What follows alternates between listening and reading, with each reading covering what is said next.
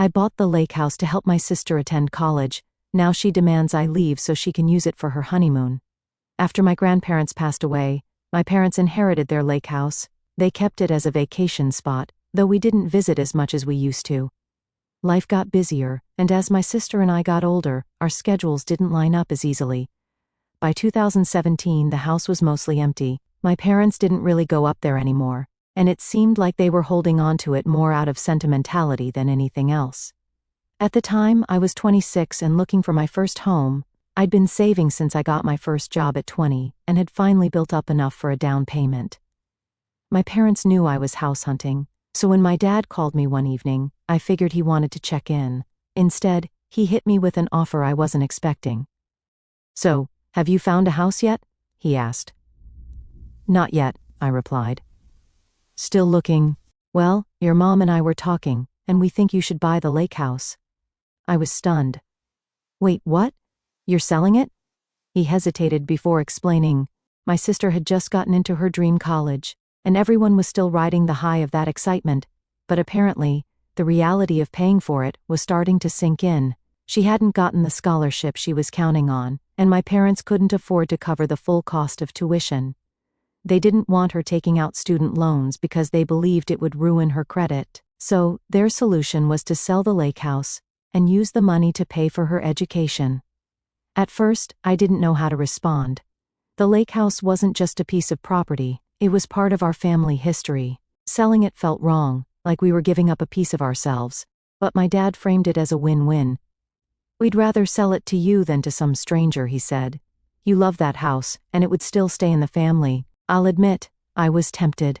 I had so many good memories tied to that house, and the idea of someone else owning it didn't sit well with me, but at the same time it felt like I was being put in an awkward position. My sister's education was on the line, and they were making it clear that buying the house would be a way to help her. It wasn't just about the house, it was about stepping up for the family. I asked them why they couldn't sell something else or explore other options, but they insisted this was the best choice. "It's just sitting there anyway," my mom added. "You'd be doing us all a favor." After a lot of thought and some guilt-tripping from my parents, I agreed. They sold the house to me at a family discount, though it still wiped out most of my savings. I told myself it was worth it. I loved that house, and I didn't want to see it leave the family. Plus, I figured I'd be helping my sister in the process. Win-win, right? Well, not exactly. The first few months after the sale were a whirlwind. The house needed a lot of work to make it livable year-round. The plumbing was outdated, the roof had leaks, and there was no internet, which was a huge problem for me since I work remotely. I spent almost every weekend at the hardware store and every evening watching YouTube tutorials to figure out how to fix things. My dad helped with a few of the bigger projects, like replacing the roof, but most of it was on me. It was exhausting and expensive, but it was also satisfying to see the house come together. By the time I officially moved in, it didn't feel like a vacation house anymore. It felt like my home. I put my own stamp on the place. Fresh paint, new furniture, and a few modern upgrades like a smart thermostat and better lighting. It wasn't perfect, but it was mine. And that made all the difference. Living at the lake house full-time was a big adjustment. For one thing, it was a lot quieter than I was used to. Growing up, the house was always filled with people. Family, friends, and sometimes even neighbors who dropped by for a barbecue. Now, it was just me.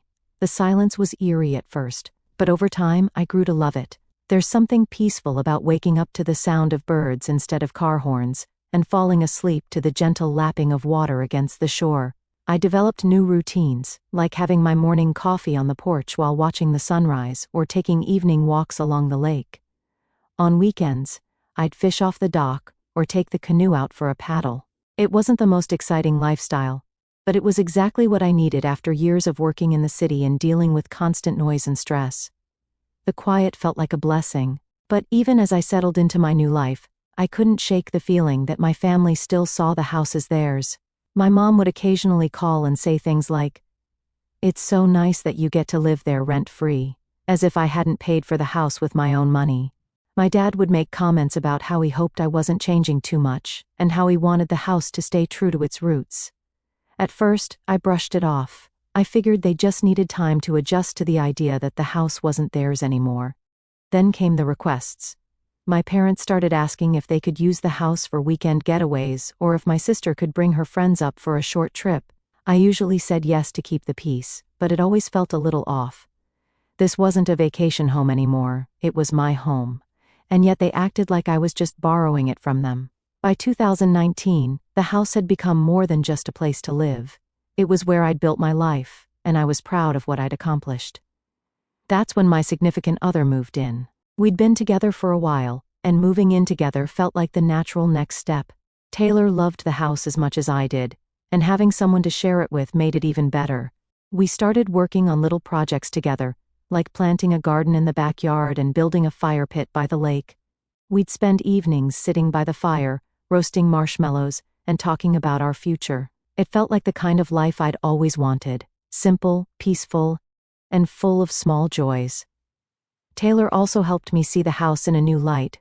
While I'd been focused on preserving its history, Taylor encouraged me to make it more personal. We hung up some of our favorite photos, added a few quirky decorations, and even painted the front door a bright blue. It was a small change, but it made the house feel uniquely ours. Around the same time Taylor moved in, my sister announced her engagement. She'd been dating Mark, her college boyfriend, for a couple of years, and everyone in the family loved him. My parents especially were over the moon. My mom immediately started talking about wedding plans, and my dad was already figuring out how to help pay for it. The engagement was all anyone in the family could talk about. Every phone call, every group chat, every holiday gathering, it was all wedding all the time. I didn't mind though. My sister seemed genuinely happy, and Mark was a good guy. I agreed to be part of the bridal party, and Taylor and I even started looking for nice gifts to give them. At first, everything seemed fine. The wedding was originally planned for 2020, but like a lot of things that year, it got postponed. My sister rescheduled it for December 2021, and everyone was relieved to have something to look forward to. I thought we'd finally reached a point where the lake house drama was behind us, but I couldn't have been more wrong. Looking back, there were signs that my family hadn't fully accepted the fact that the lake house was mine. My mom still referred to it as the family lake house, and my dad would occasionally drop hints about how much they missed going up there. I tried to ignore it, telling myself that they didn't mean anything by it, but deep down, I knew it was only a matter of time before this became a problem again. By the time my sister's wedding planning kicked into high gear, I started to feel like I was walking on eggshells around my family. My parents' focus on my sister was as strong as ever, and I knew they'd do anything to make her happy. What I didn't expect was just how far they'd go and how much they'd ask of me. A few weeks before my sister's wedding, I was sitting on the porch with Taylor, enjoying a quiet evening. Life at the lake house was peaceful, and I thought the wedding chaos was happening far enough away that it wouldn't reach us. My parents were busy helping my sister finalize everything, and I assumed my role in the bridal party was all set. Then, I got a call from my sister that completely blindsided me. At first the conversation was normal enough, small talk about the wedding, how excited she was, and a few comments about how much work still needed to be done. Then, she casually dropped the question that turned everything upside down. "So," she said, "where are you and Taylor staying for the 2 weeks after the wedding?" I frowned, confused. At home." "Why?" She sighed, like I was being dense. "That's not going to work. Mark and I will be staying at the lake house for our honeymoon." For a second I thought I'd misheard her. "Wait, what? You're staying where?" "At the lake house," she repeated, as if it was the most obvious thing in the world. "Mom and Dad said it would be fine." I was stunned. "Mom and Dad said it was fine? It's not their house to offer, it's mine." She brushed that off like it didn't matter. "It's perfect for a honeymoon. It's private, romantic, and we won't have to spend money on a hotel. Plus, you and Taylor can go stay somewhere else for a couple of weeks. It's not like you don't have options." I couldn't believe what I was hearing. "You're asking me to leave my own home for 2 weeks so you can have a free honeymoon? Are you serious right now?" Her tone shifted, becoming defensive. "It's not a big deal, Michael. We're family. You've had the house for years. Can't you do this one thing for me? It's my wedding." I took a deep breath, trying to keep my cool. "No, I'm not leaving my home so you and Mark can stay here. If you want a romantic honeymoon, book a hotel like everyone else." That's when she started guilt-tripping me. She went on about how her wedding wasn't going to be exactly what she dreamed of because of all the delays. and now I was making it worse. She said I was being selfish and ruining her special time. When that didn't work, she got angry. "Fine," she snapped.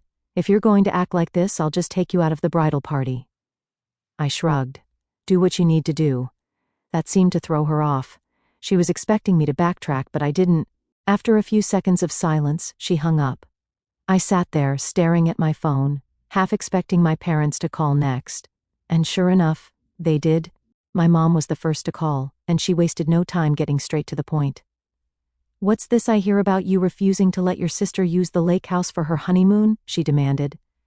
"Mom, it's my house." She didn't even ask me, she just assumed she could stay here. "That's not how this works." "It's the family lake house," she snapped. "We've always shared it, and it's not like you'd be giving it up forever. It's just 2 weeks. Why are you being so difficult?" I could feel my frustration building. "It's not the family lake house anymore. You sold it to me in 2017, remember? I paid for it, and I've been living here ever since. You can't just decide who gets to stay here." "She's your sister, Michael," my mom said, her voice dripping with disappointment. "She didn't get the wedding she wanted, and now you're ruining her honeymoon too. Don't you want to make her happy?" "No, Mom," I said firmly. "I don't think it's my responsibility to give up my home so she can have a free honeymoon. That's insane." She didn't have much to say after that, but I could tell she was fuming. She hung up, and a few hours later my dad called. His approach was less emotional but just as frustrating. "Michael, your mom and I think you're making a mistake," he said. "This is about family. Your sister deserves this after everything she's been through." "Dad, I've already done plenty for her," I replied. "Do you remember why you sold me the house in the first place?" "It was to pay for her college tuition. I've already helped her more than enough." "That was years ago," he said, brushing it off. "This is different. It's her wedding. You're not going to let her down over something as small as this, are you?" "Small? You're asking me to leave my own home for 2 weeks. That's not small, Dad. That's a huge ask, and it's completely unreasonable." He sighed heavily. "I just don't understand why you're being so stubborn about this."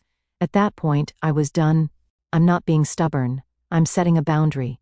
This is my home, and I'm not letting anyone tell me what to do with it." The next day, my sister texted me to let me know I was officially uninvited from the wedding. She accused me of being selfish and trying to ruin her happiness. According to her, I was the reason she couldn't have the honeymoon of her dreams. I didn't bother responding. What was the point? She'd made up her mind, and nothing I said was going to change it. Taylor was just as frustrated as I was. "I don't understand how they don't see how ridiculous this is," she said. "It's your house. You shouldn't have to explain yourself." She was right, but that didn't make it any easier. My parents kept calling, alternating between guilt-tripping and outright shaming me.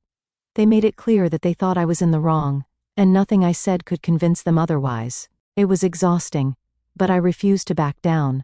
I wasn't going to let my family guilt me into giving up my home.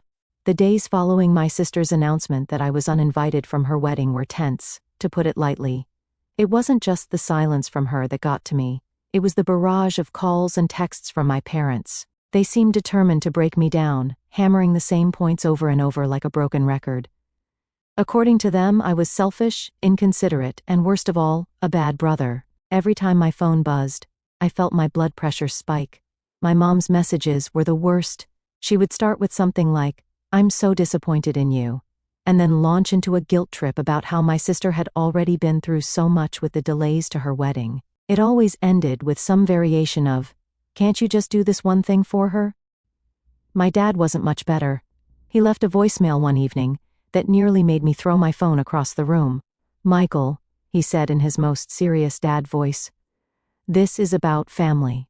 Your sister deserves to have her special moment, and you're the one standing in the way. I hope you think long and hard about what kind of brother you want to be." I didn't bother calling him back. I was too angry to have a productive conversation. Instead, I vented to Taylor. "They're acting like I'm the villain in all of this," I said, pacing the living room. "They don't care that I've already sacrificed for her. They don't care that this is my house. All they care about is making her happy, no matter what it costs me." Taylor nodded sympathetically. "It's not fair," she said. "You've done more than enough for your sister. They can't keep asking you to give up more. At some point, they have to respect your boundaries." She was right, of course. But that didn't make it any easier to deal with. I was caught between wanting to stand my ground and feeling like the bad guy for upsetting my family. It didn't help that my sister was playing the victim, posting cryptic messages on social media about how her special day was being ruined by selfishness. In the middle of all this, I got a call from my Aunt Carol, my mom's sister. She's always been the more grounded one in the family, and I hoped she might offer some perspective. After a few minutes of catching up, she said, "So, I hear there's some drama going on with the wedding." I laughed bitterly. "You could say that." I told her everything. How my sister wanted to use the lake house for her honeymoon, how my parents backed her up without even asking me, and how it all spiraled out of control when I said no. I didn't hold back, venting about the entitlement and the constant guilt-tripping from my parents. When I finished, there was a long pause. Then Aunt Carol said, "Michael, I'm going to be honest with you. Your parents are way out of line here. That house is yours. You paid for it. They have no right to treat it like a family freebie just because it used to belong to your grandparents." Hearing her say that felt like a weight off my shoulders. For weeks, I'd been drowning in guilt, questioning whether I was the one in the wrong. But here was someone in my family who actually understood where I was coming from. "I've been trying to explain that to them," I said. "But they just don't listen. They keep acting like I owe my sister this one thing, even though I've already done plenty for her." "You don't owe her anything," Aunt Carol said firmly.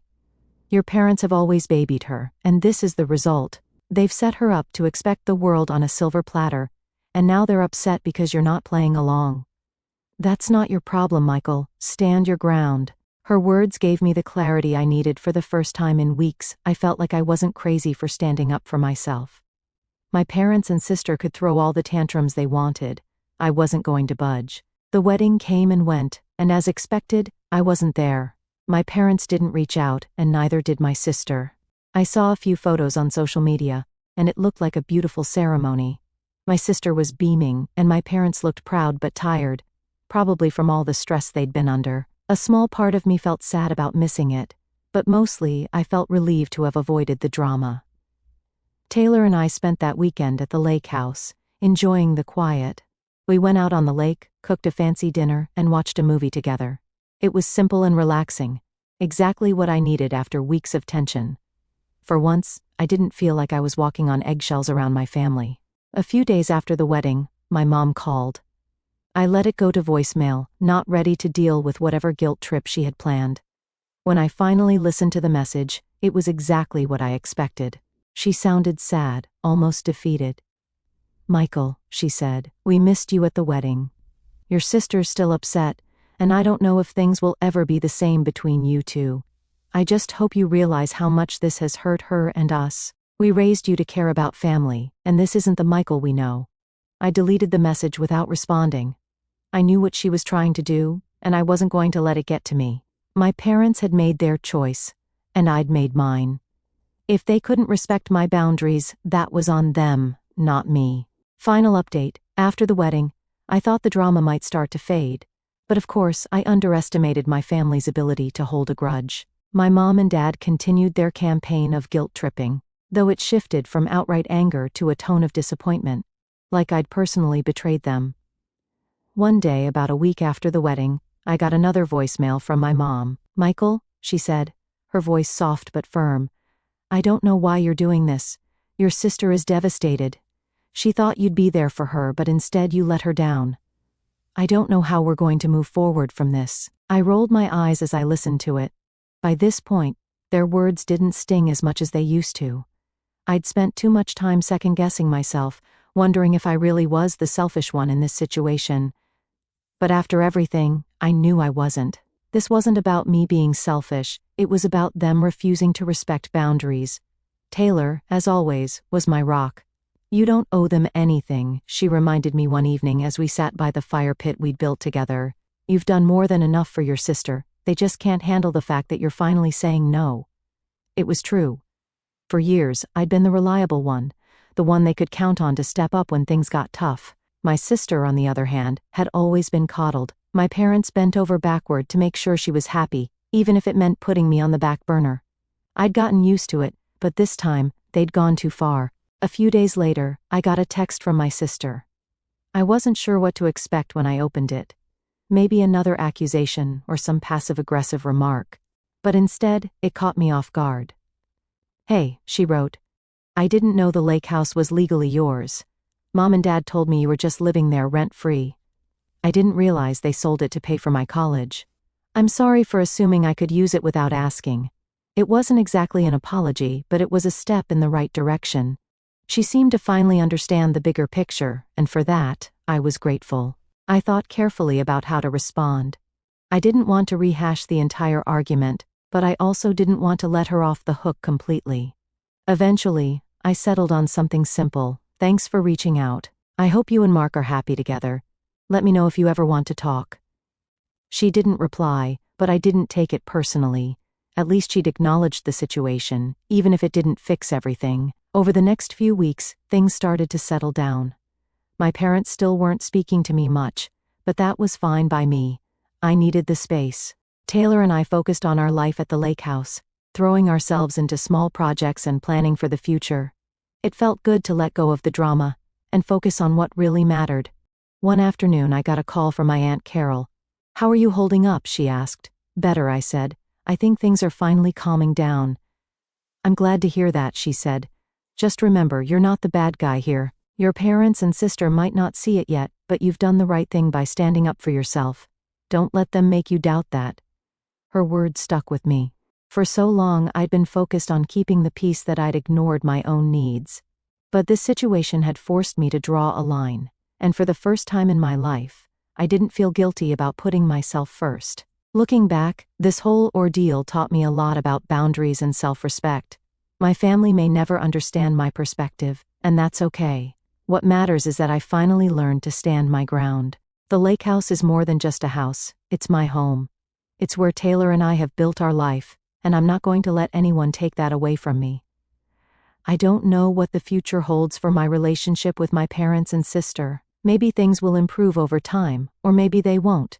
Either way, I'm at peace with my decision. For now, I'm focusing on the life Taylor and I are building together. It's not perfect, but it's ours, and that's enough.